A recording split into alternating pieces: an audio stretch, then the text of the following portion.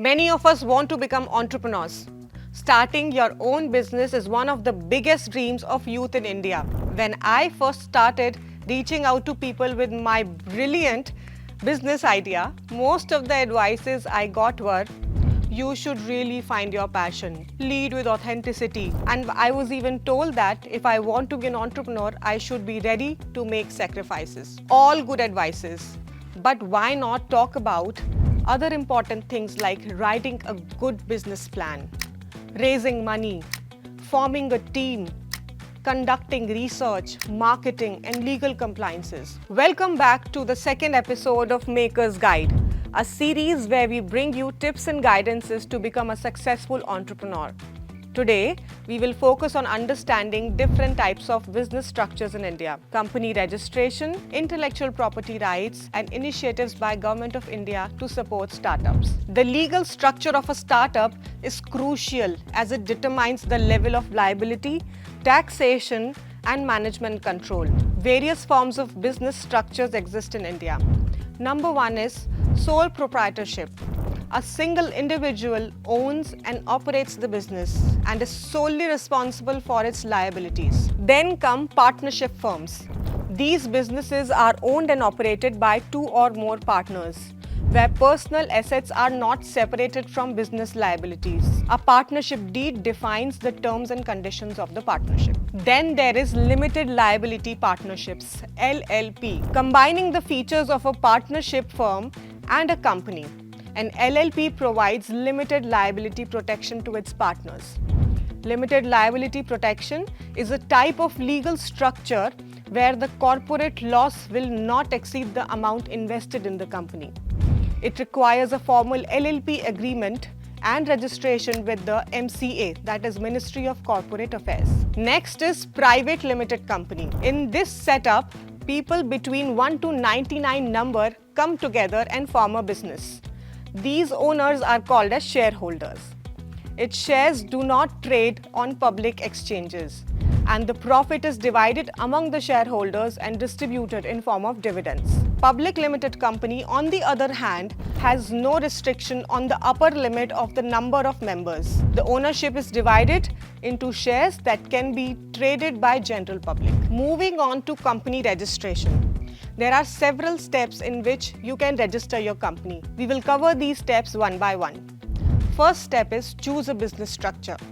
Each structure has its own set of advantages and disadvantages, so careful consideration is paramount. Second step is to obtain Director Identification Number, DIN. The Director Identification Number stands as an important document required for submissions to the authorities.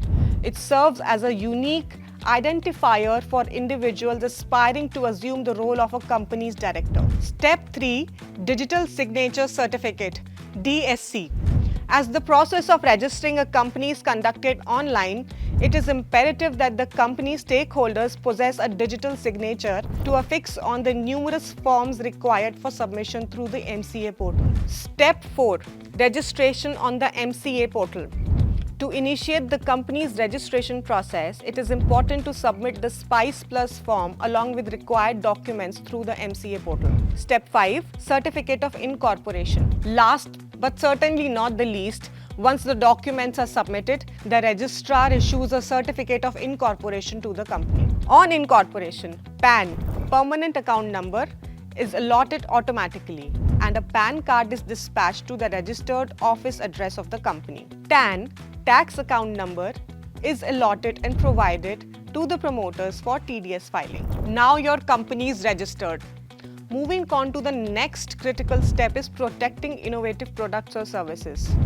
The intellectual property. Innovation is the heart of startup, and protecting their intellectual property is vital. Obtaining patents, trademarks, copyrights, or trade secrets can prevent unauthorized use or imitation, safeguarding the startup unique value proposition. Then comes data protection. Data protection is an important consideration for startups, especially those dealing with sensitive customer information. Non-disclosure agreement, NDAs, play a crucial role in safeguarding confidential information when sharing it with potential partners, investors, or even employees. The country is creating a robust ecosystem for businesses and entrepreneurs. India is now called the startup hub as it has more than 99,000 startups and 107 unicorn companies worth $30 billion.